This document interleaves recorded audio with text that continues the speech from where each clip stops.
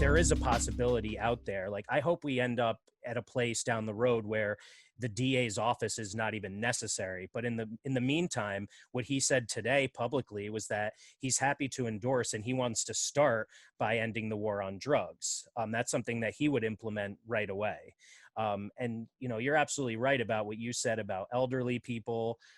You know, in our 10th demand for ending carceral punishment, we say free everyone from jails, prisons, youth facilities, detention centers, but begin immediately with the elderly, the disabled, the immunocompromised, nonviolent offenders, and undocumented immigrants. Criminalize survivors. There's tons of women who are in prison for protecting themselves against their abusers. People who are there on bail and parole violations, people who are there for, you know, being political prisoners. There are a ton of people who are not there because they're so-called dangers to our society. And this should be easy. But of course, there is this other reason. But we can go even further into, you know, because the question is always, what about the rapists and the murderers? You know, we have answers for that too. Right, and it's you could look at many Nordic countries where their prison percentage-wise to the population is very low, and it is like the most violent, dangerous members of society who, you know, are on another level. Janos is great. He's been on their show. I think what's really inspiring about his campaign, especially in light of today's, as at the time of this taping, Ghislaine Maxwell was just arrested. And she's being tried, and we'll see how that goes. But, you know, so much of that DA's office was protecting people like Ghislaine and Epstein and Harvey Weinstein. You know, if we recall, Cy Vance, who's the Manhattan DA, I mean, it's just fascinating to see, like, how much is political in these offices. And we want to think that there's justice. We want to think, and we know that people who have access to funds are able to protect themselves, so much so that, like, with Epstein, like, he'd been tried before and convicted. He still, like, was, you know, missing from his prison cell, like, flying to France, flying to wherever while he was supposedly serving time. I mean, our criminal justice system is a joke. Like, can we just be real here? It is a money-making machine for people who want to exploit people of color, and that's just flat out racist. Yes. It's an economic model.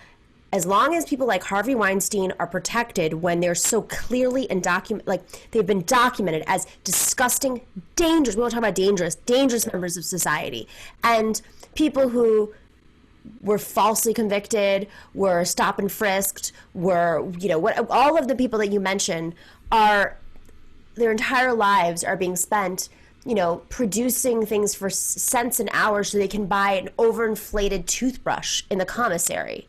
Right. It's disgusting. It's not who we should be as a society. So I'm really happy that you put this together with a group of people, really great left activists. Thank you very much. And, you know, we are obviously going to continue to push for these changes. We're expanding our website every day to try to answer more of these questions because, you know, even when it comes to rape and murder, in a lot of cases, because they're poor, they have not been given access to, you know, mental health treatment, for example.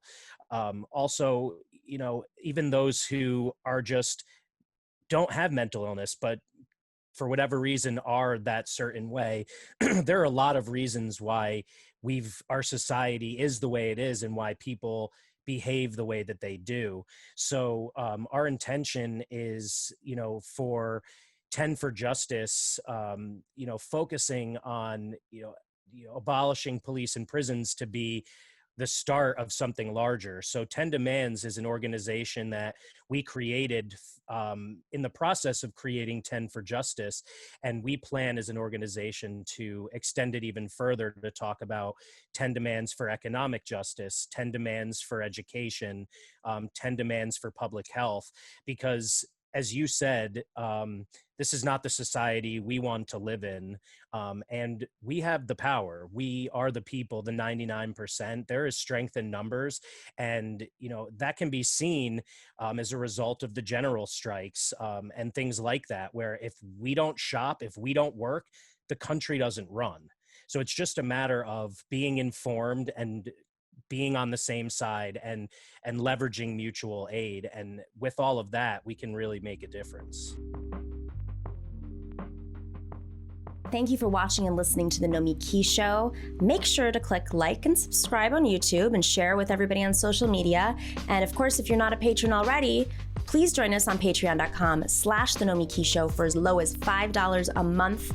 That money makes a huge difference. We don't have the corporate money coming in. We're not cable news that's raking in the dough from advertisers right now as everybody's sitting at home and watching. It is really you guys who are keeping us together. So please consider being a patron. And for those of you who have already, we are incredibly grateful.